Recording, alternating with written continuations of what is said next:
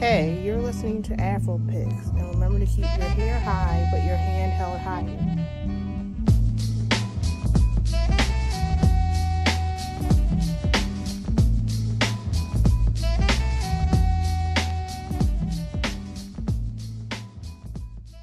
Hey y'all, and welcome to this week's episode of AfroPicks. So, as you know, I'm your host, Jay Amante, and I know that a lot has happened in Philly over the past few days, and I know that that's what a lot of people want to talk about. It went viral. This is the focus of a lot of people's attention. So this week, I only have one additional story dashed on to the story about Starbucks and what happened. So we're going to go deep into the Starbucks story for this episode. So the first story that I have is that the city's district attorney's office announced on Monday that they were in support of Meek Mill having a new trial. This doesn't mean anything necessarily because the original judge that ruled on the case already has her stamp on it, so Meek is still in jail, still in prison regardless. But I feel that it gives the purpose is to give some type of credibility to the fact that Meek Mill should be out of prison. So the office said that this position was taken due to serious issues regarding the credibility of the arresting officer in the case, Officer Reginald Graham. These issues, which only recently became public, have implications for dozens of cases where Graham was the arresting officer. So, like I said, the support was needed. The support kind of validates the reason why black men like Meek get arrested for reasons that are ridiculous or for punishments that are astronomical. So I think that I understand why it was done, but it doesn't take away. And I feel like that's going to get a lot of people confused, because I know I was confused by it when I first read it. The Philadelphia Tribune reported on it when I first read it. And so does that mean he's going to get another trial? But that doesn't mean that the attorney's office is just in support of Meek having another trial. That doesn't mean that he is promised or guaranteed to be out anytime soon. The moment that everyone has been waiting for. Yikes.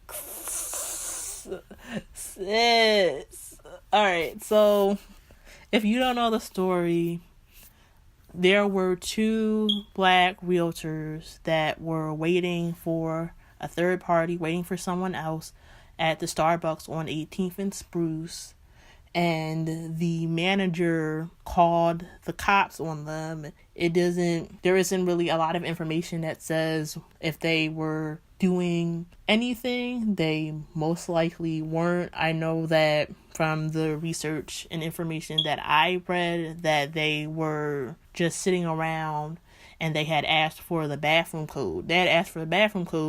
And the manager or whoever was behind the counter had called the police, and then the police came and arrested them. And then there were all these people that were filming the situation, and then that's how it got viral. That is how it became what it is now. So, two organizations, the Philadelphians Organized to Witness, Empower, and Rebuild, or their name Power, staged a sit-in at two separate Starbucks in Center City yesterday, so to protest what had happened. A lot of different groups and organizations and just individuals in general in the last few days have gone to different Starbucks to protest, to talk about the establishment. And the Starbucks CEO yesterday, he came to Philadelphia to talk to Mayor Kenny about the situation, and the CEO and the CCO, I believe. But they came to Philadelphia to talk about the situation, and then on Twitter, Starbucks released a statement saying that they were going to overlook their policies.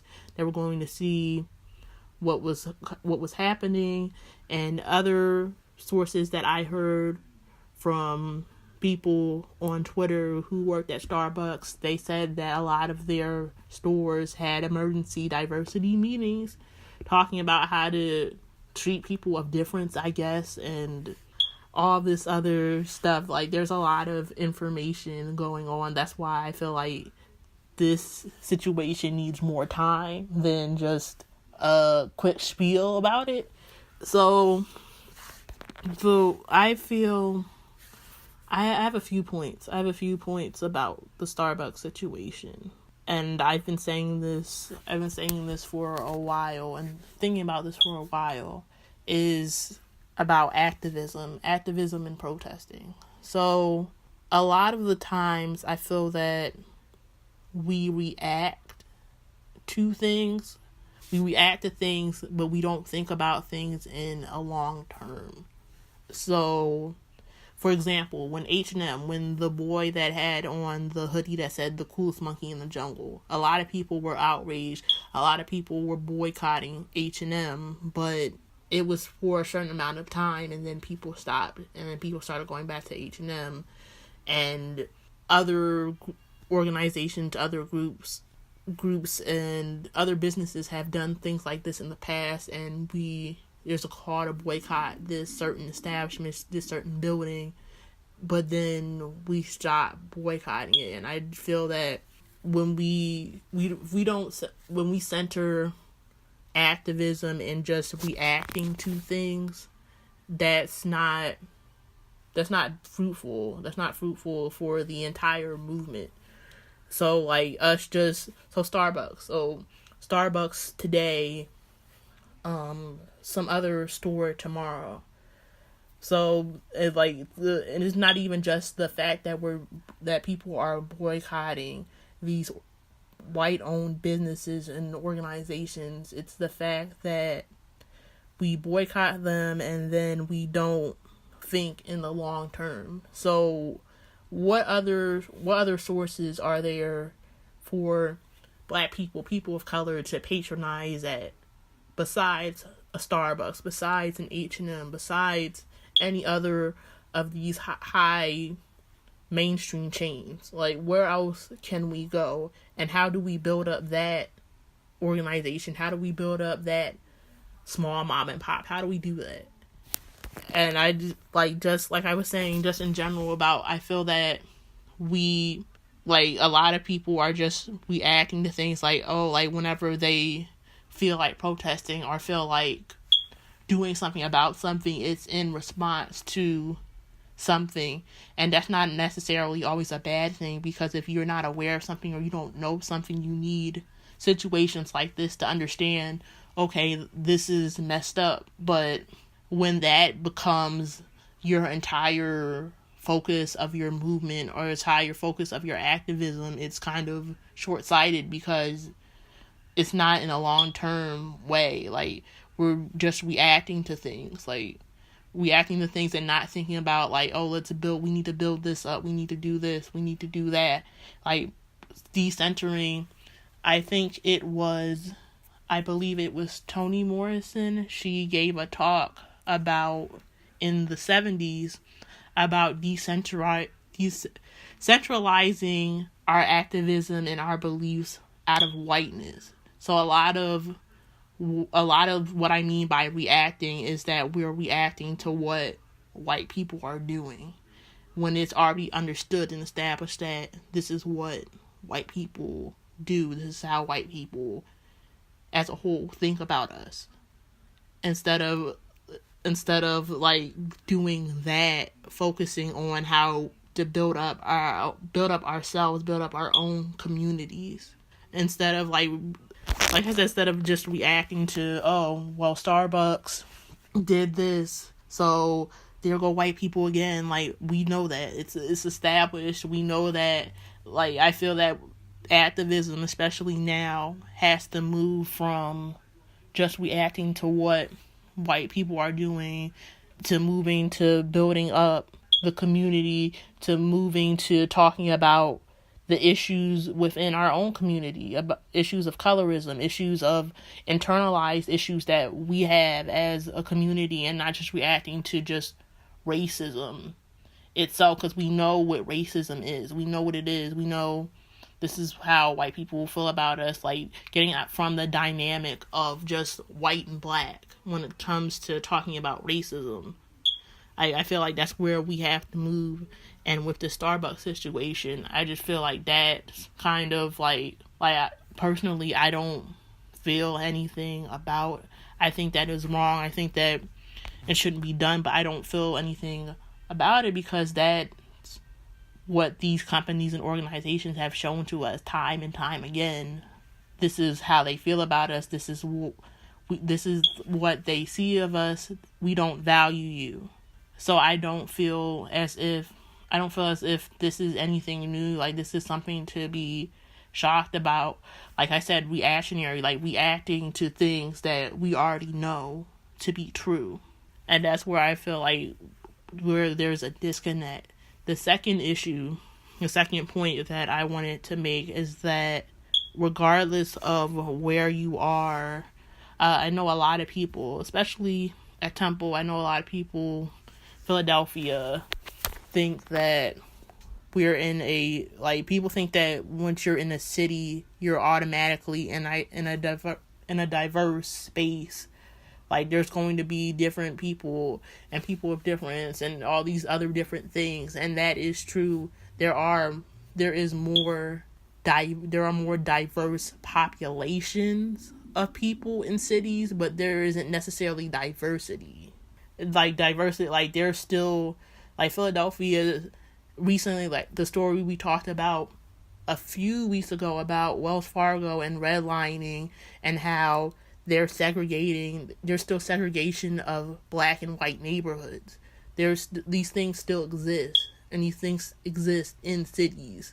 So the fact that we're talking about being in a city, like, oh, this doesn't happen to us, this is like, we're all together, we're not all together. So if this had happened in the suburbs, this has happened on the main line, this had happened in Georgia, it's all the same. It's all the same. There isn't a difference in terms of how racism and how pervasive it is. There isn't a difference. There are levels to it.